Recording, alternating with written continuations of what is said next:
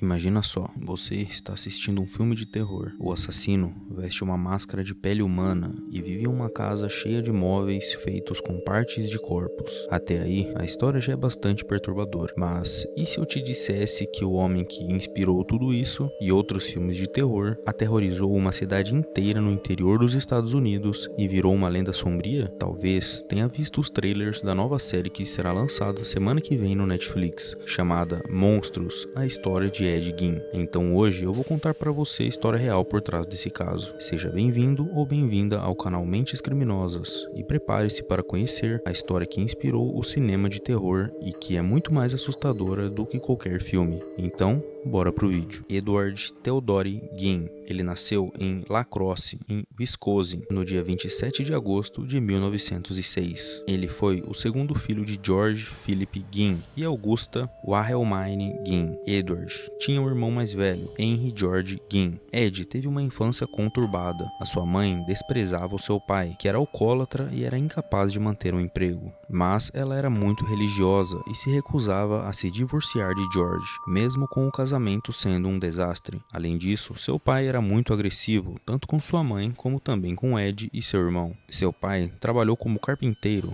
curtidor de couro e vendedor de seguros, mas nunca conseguia manter o emprego por muito tempo. George foi o dono de uma mercearia por alguns anos, mas acabou vendendo o negócio e deixando a cidade para viver em isolamento em uma fazenda na cidade de Plainfield, junto com sua esposa e filhos.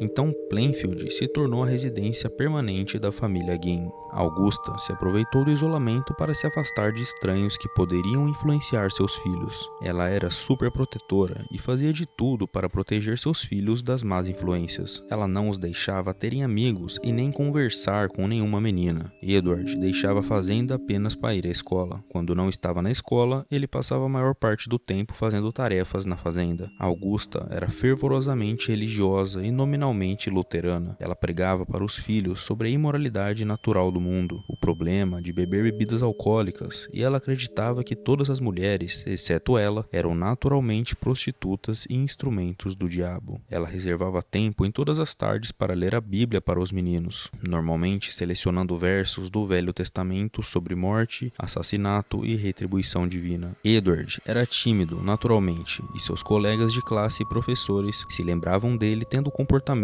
estranhos, como ficar rindo aleatoriamente. Aparentemente, ele ficava rindo de suas próprias piadas. Além disso, ele sofria muito bullying dos seus colegas de escola por ser meio afeminado. Bom, para piorar a situação, sua mãe o punia sempre que ele tentava fazer amigos. Apesar do seu desenvolvimento social ser muito baixo, ele ia razoavelmente bem na escola, principalmente na leitura. Então, resumidamente, ou Ed estava na escola sofrendo bullying, ou estava em sua casa trabalhando e ouvindo sua mãe encher sua cabeça com seu fanatismo religioso. Em 1º de abril de 1940, o pai de Edward morreu aos 66 anos de idade por uma falha cardíaca causada por seu alcoolismo. Então, os irmãos Henry e Edward começaram a fazer bicos na cidade para ajudar a cobrir os custos de vida deles e de sua mãe. Os irmãos eram geralmente considerados confiáveis e honestos pelos residentes da comunidade. Enquanto ambos trabalhavam como faz-tudo, Ed também trabalhava de babá para seus vizinhos. Ele gostava de cuidar das crianças, parecendo se relacionar mais facilmente com elas do que com os adultos. Já o Henry começou a namorar uma mãe divorciada de 2 filhos e planejou se mudar para viver com ela. Henry se preocupava com a ligação do irmão com a mãe e frequentemente falava mal dela para Ed, que não gostava do que ouvia do seu irmão. Em 16 de maio de 1944, Henry e Ed estavam queimando a vegetação pantanosa na propriedade, quando o fogo saiu do controle e chamou a atenção dos bombeiros locais, que foram até o local para conter a chama. No fim do dia, o fogo tinha sido apagado e os bombeiros foram embora, mas Ed relatou o desaparecimento do seu irmão. Então uma equipe de buscas começou a procurar por Henry ali na região, até que o seu corpo foi encontrado deitado de bruços. Mas o estranho foi que Ed levou as pessoas diretamente onde o corpo estava, e isso levantou dúvidas quanto ao que tinha causado o incêndio e qual foi a causa da morte de Henry. Aparentemente, ele já estava morto há algum tempo, e a causa da morte, inicialmente, foi diagnosticada como uma falha cardíaca, já que ele não foi queimado nem lesionado, mas foi relatado posteriormente em uma biografia de Ed que Henry tinha contusões em sua cabeça. Naquele momento, a polícia descartou a possibilidade de crime e o legista do condado oficialmente listou asfixia como causa da morte. As autoridades aceitaram a teoria do acidente, mas nenhuma investigação oficial foi conduzida e a autópsia não foi realizada. Mas, mesmo assim,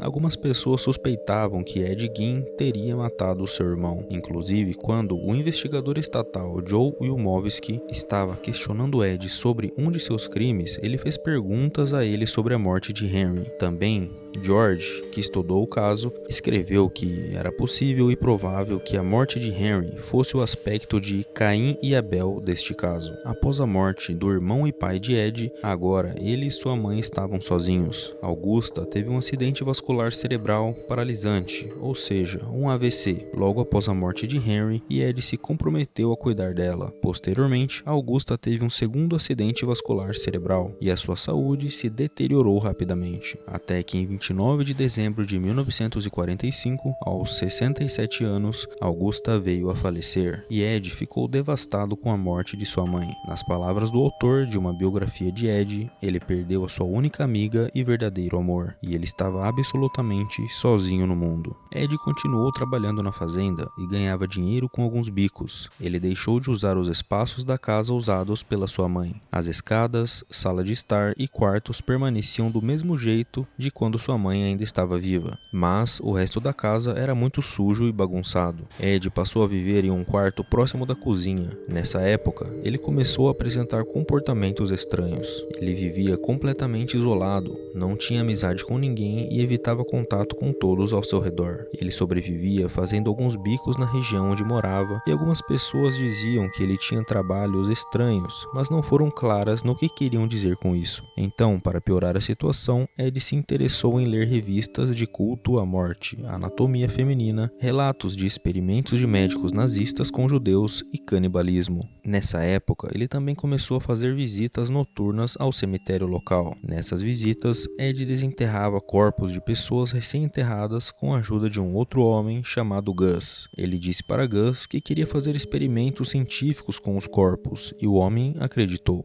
Ele desenterrava apenas mulheres e procurava mulheres parecidas com a sua falecida mãe. Ed e Gus levavam esses corpos para a casa de Ed, e Ed fazia diversas coisas bizarras com esses corpos. Ele guardava algumas partes dos corpos, fazia utensílios domésticos com os ossos, por exemplo. Ele fazia tigelas com os crânios, fazia roupas com as peles dos cadáveres e vestia um manequim que ele tinha no seu quarto com essas roupas de pele. Em algumas noites, ele vestia a si próprio com as roupas de pele. Mais tarde, Ed disse que sempre quis mudar de sexo e que sempre quis ser mulher. Apesar de todas essas coisas bizarras que Ed fazia, ninguém desconfiava de nada. Para as pessoas da cidade, ele era apenas um velho estranho e nada mais que isso. Um tempo depois, o único amigo de Ed que o ajudava a pegar os corpos, o Gus, foi internado em uma casa para idosos. Então Ed começou a planejar fazer coisas piores do que ele já fazia. Aparentemente, ele estava se segurando por causa da presença do Gus, mas agora Ed não teria mais ninguém a temer. Então, no dia 8 de dezembro de 1954, Ed fez a sua primeira vítima,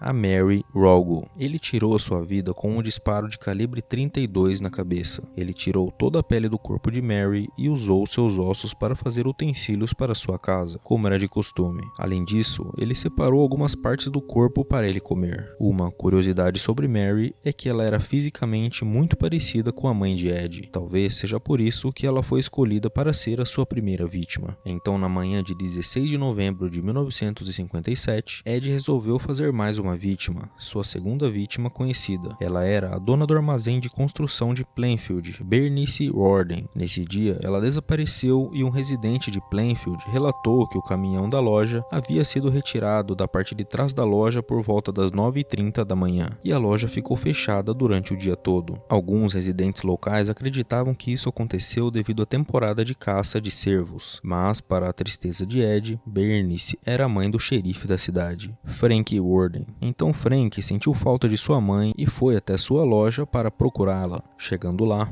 Ele viu que estava tudo fechado e entrou na loja em torno das 17 horas. Dentro da loja, Frank encontrou a caixa registradora aberta e manchas de sangue no chão. Um recibo de vendas para um galão de anticongelante foi o último recibo escrito por Bernice na manhã em que ela desapareceu, e o recibo estava no nome de Ed Gein. Frank foi até a fazenda de Ed para o procurar, mas ele não estava lá, até que Frank o encontrou próximo dali e foi perguntar para ele se ele sabia onde sua mãe estava, quando ele foi surpreendido pela resposta de Ed, que disse: "Como alguém poderia me culpar pela morte de Bernice Worden?" Então, com essa frase, Ed praticamente se entregou, até porque até aquele momento ninguém sabia que Bernice estava morta. Na noite do mesmo dia, Ed foi preso em uma mercearia no oeste de Plainfield, e o departamento de xerife de Ulshara fez buscas em sua fazenda. Um delegado estava fazendo buscas na fazenda de Ed quando descobriu o corpo decapitado de Worden em um galpão na propriedade de Gein, pendurado de cabeça para baixo, pelas pernas, com uma barra em seus tornozelos e corda nos pulsos. Ela foi baleada com um rifle calibre 22 e mutilações foram feitas em seu corpo após a sua morte. Nas buscas pela casa, as autoridades encontraram os utensílios bizarros de Ed. Entre eles, eu vou citar aqui alguns dos piores: uma lixeira de pele humana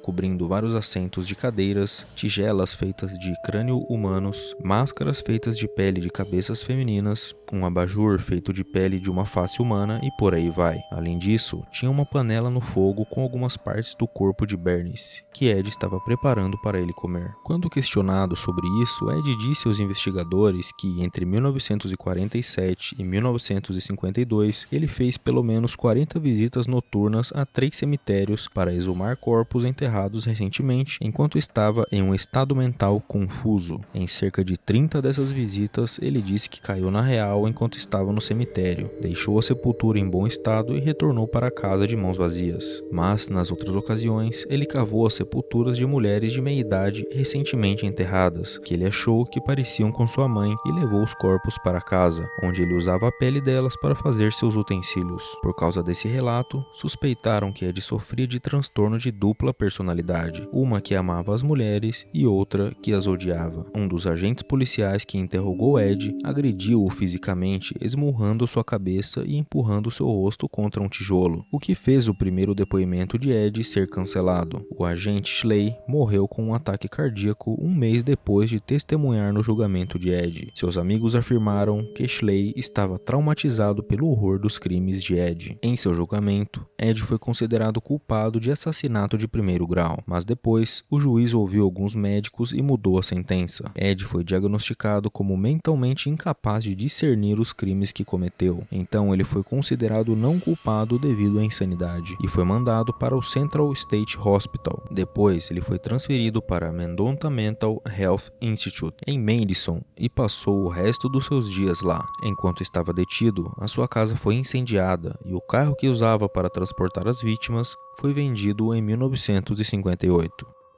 Aqui vemos uma foto da lápide vandalizada do túmulo de Ed Gein, e nela é possível ver gravado o número 666, que você provavelmente já sabe o que significa. Ed Gein morreu em 26 de julho de 1984, vítima de uma falha cardíaca e respiratória, causada por um câncer, no Hospital Mendota Mental Health Institute. A sua lápide foi vandalizada ao longo dos anos e algumas pessoas retiravam pedaços da lápide para recordação. Nos anos 2000, sua lápide foi roubada, mas foi recuperada em junho de 2001 e foi doada a um museu em Wautoma, Wisconsin. Bom, então esse foi o caso de Ed Gein, em que foram inspirados alguns dos piores personagens do mundo do terror, por exemplo, o Leatherface e Norman Bates. Bom, se você gostou do vídeo, eu peço que deixe um like para fortalecer o meu trabalho e considere se inscrever no canal, porque vou continuar melhorando os vídeos cada vez mais e trazendo casos mais interessantes. Comenta aí o que achou desse caso e se você vai assistir a série que será lançada semana que vem na Netflix. E até o próximo vídeo.